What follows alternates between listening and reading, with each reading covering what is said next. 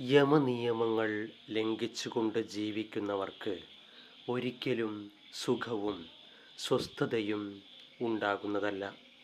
യമനിയമങ്ങളിൽ നിന്നുള്ള പാളിച്ച മനസ്സമാധാനത്തെ നിശേഷം നശിപ്പിക്കുന്നു.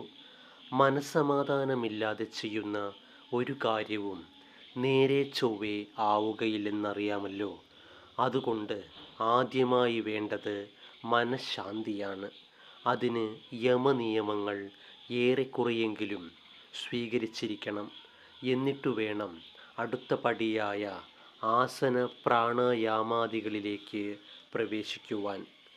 യമം ഇതിൽ 5 കാര്യങ്ങളാണുള്ളത്. അഹിംസ, സത്യം, ആസ്തേയം. അഹിംസ, സത്യം, ആസ്തേയം, ബ്രഹ്മചര്യം, അപരിഗ്രഹം.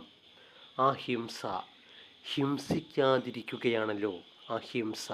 എന്നാൽ ധർമ്മശാസ്ത്രങ്ങൾ പറയുന്നത് മനസ്സുകൊണ്ടോ വാക്കുകൊണ്ടോ പ്രവൃത്തി കൊണ്ടോ യാതൊരു ജീവികൾക്കും യാതൊരു ക്ലേശവും വരുത്താതിരിക്കുകയാണ് അഹിംസ എന്നത്. അത്രമാത്രം വിപുലമാണ് അഹിംസയുടെ നിർവചനം. അഹിംസ പരമോധർമ്മ, ഇതായിരുന്നു പൗരാണികാചാര്യന്മാരുടെ സിദ്ധാന്തം. സത്യം, സത്യത്തിൽ അധിഷ്ഠിതമായ വിചാരവും വാക്കും പ്രവൃത്തിയും, അതാണ് സത്യത്തെപ്പറ്റി പറയാനുള്ളത്. സത്യമേവ ജയതി നാനൃതം, സത്യം മാത്രം ജയിക്കുന്നു, അസത്യമല്ല. ഭീരുത്വമാണ് അസത്യത്തിൻ്റെ ഉറവിടം. സത്യം പറയണം, അത് സൗമ്യമായി പറയണം. അപ്രിയവും അനിഷ്ട സംഭവങ്ങൾക്കിടവരുത്തുന്നതുമായ സത്യം പറയാതെ കഴിച്ചുകൂട്ടണം. സന്തോഷിപ്പിക്കുവാൻ വേണ്ടി പോലും അസത്യം പറയരുത് എന്നെല്ലാമാണ് സ്മൃതിവചനം. ആസ്തേയം, അർഹതയില്ലാത്ത യാതൊന്നും ആശിക്കാതിരിക്കുക, സ്വീകരിക്കാതിരിക്കുക, കൈവശപ്പെടുത്താതിരിക്കുക. ഇതാണ് അസ്തേയം അഥവാ മോഷ്ടിക്കാതിരിക്കൽ.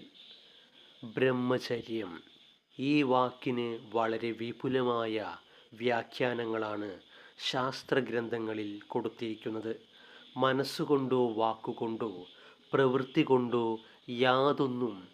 യാതൊരു തരത്തിലും ഒരിക്കലും ദുരുപയോഗപ്പെടുത്താതിരിക്കുക എന്ന ഒറ്റവാചകത്തിൽ ബ്രഹ്മചര്യം എന്ന വാക്കിൻ്റെ നിർവചനം ഇവിടെ പറഞ്ഞുകൊള്ളട്ടെ. നമ്മുടെ ഓജസ്സും തേജസ്സും ചൈതന്യവും മനസ്സാ വാചാ കർമ്മണ ധൂർത്തടിക്കാതിരുന്നാൽ എല്ലാ ഭൗതിക സുഖങ്ങളും നിയന്ത്രിതമായി അനുഭവിച്ചുകൊണ്ട് ദീർഘായുസ്സുകളായിരിക്കാൻ സാധിക്കും എന്നുള്ളതാണ് ബ്രഹ്മചര്യത്തിന് പ്രചോദനമായി ഭവിക്കേണ്ടത്. ഓം ശ്രീ ഗുരുഭ്യോ നമഃ. ഹരി ഓം തത്സത്.